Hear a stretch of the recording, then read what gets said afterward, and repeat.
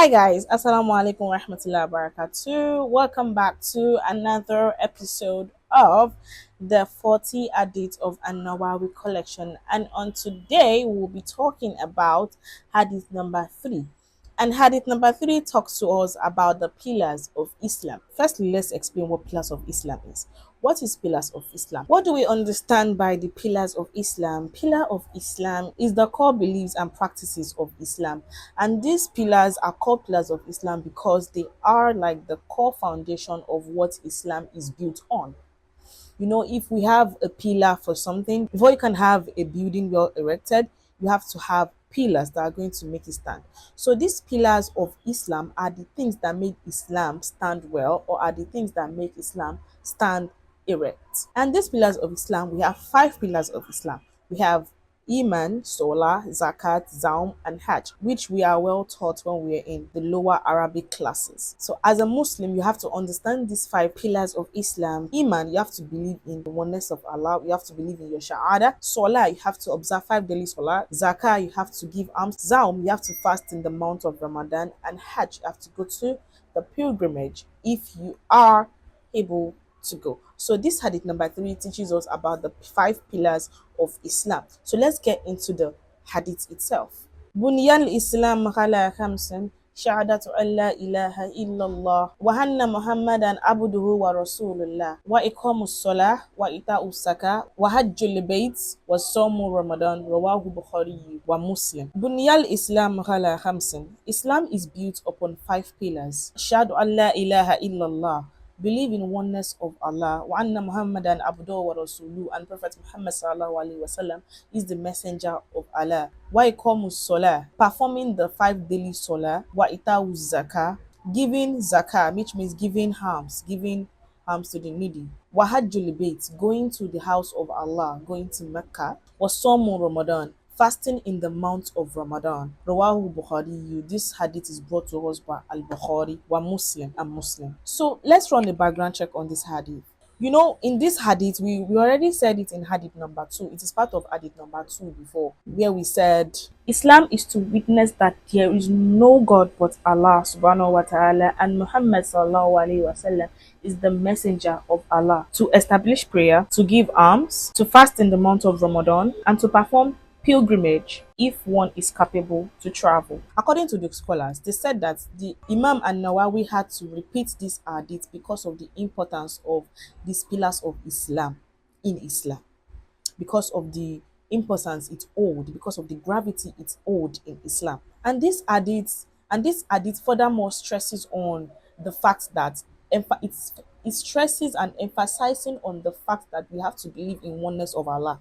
We have to, for you to be a good Muslim, for you to be a better Muslim, for you to be able to say that, okay, I have done well for my religion, you have to know that you have to submit yourself totally to Allah subhanahu wa ta'ala. And these pillars is pertaining to something that we call structure. You know, without a structure, a building cannot hold.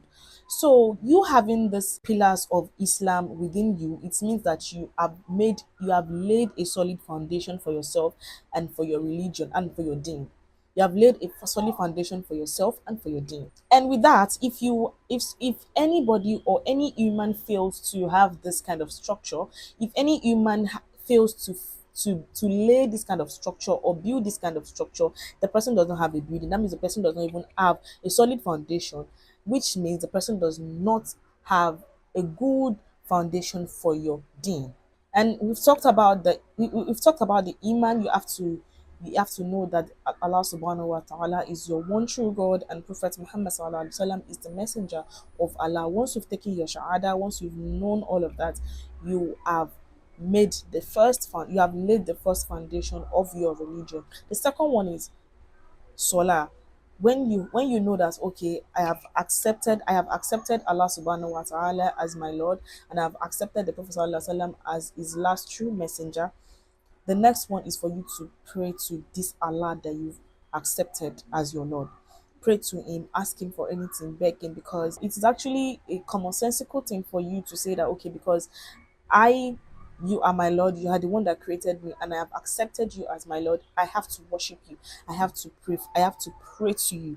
What would I do to make my God? What would I do to make my God smile upon? What would I do to make my God happy towards me? Is for me to just worship Him, for me to just observe my solar.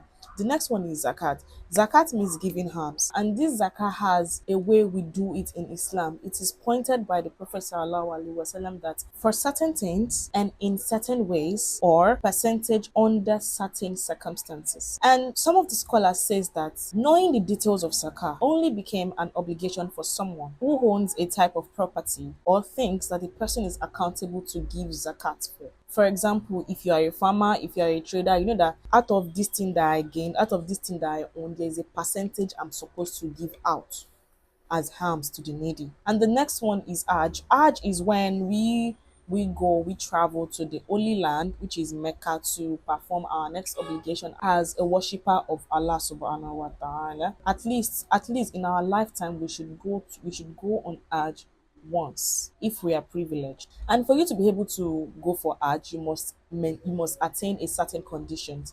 Firstly, if you are financially buoyant to go. Another one is if the route to which you are going to travel on is peaceful.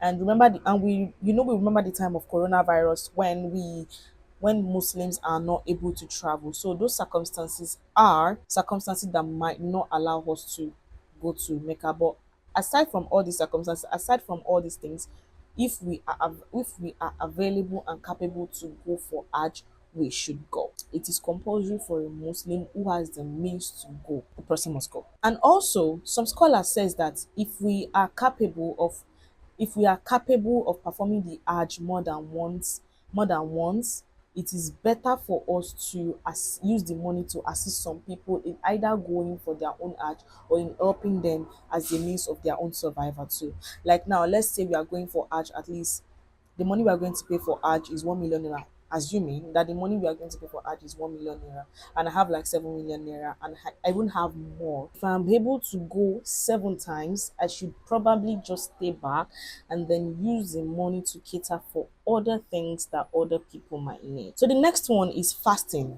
during the Ramadan.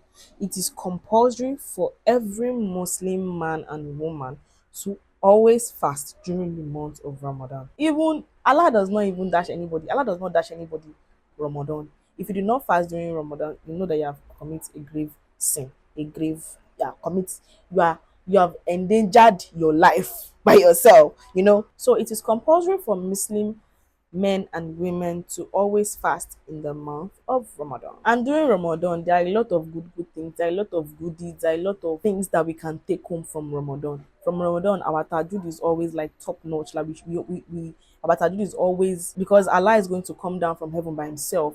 No angel is going to be an intermediary between you and your Rabb. So Allah is going to come down to the first heaven by Himself and collect everything that you are asking Him during Ramadan. So this month is like a month of blessing for every Muslim who actually takes the advantage of it. And during Ramadan, every goodie that every Muslim do always multiply in several folds. If you do good deed during Ramadan, it multiplies. If you give alms during Ramadan, it multiplies. The reward you get from it multiplies. If you do dua during Ramadan, the reward you get from it multiplies, and your duas are always accepted very fast during Ramadan. So fasting in the month of Ramadan is actually part of the pillars of Islam. So yeah, that is the end of the Hadith number 3 of An Nawawi Collection. I pray Allah subhanahu wa ta'ala grant us shifa. I pray Allah subhanahu wa ta'ala grant us ilmu and make and increase us in our deen, so that we are going to know the do's and don'ts of Islam. And I pray Allah subhanahu wa ta'ala protect us, guide us, and make us one of those who will enter Al Jannah Firdaus. I still remain Sally Rafiat Adeshewa. And please, guys, do not forget to subscribe, like, and share to your friends and family if you find this content useful. I'll see you guys in the next episode. Bye. لأنك الله لا خوف ولا قلق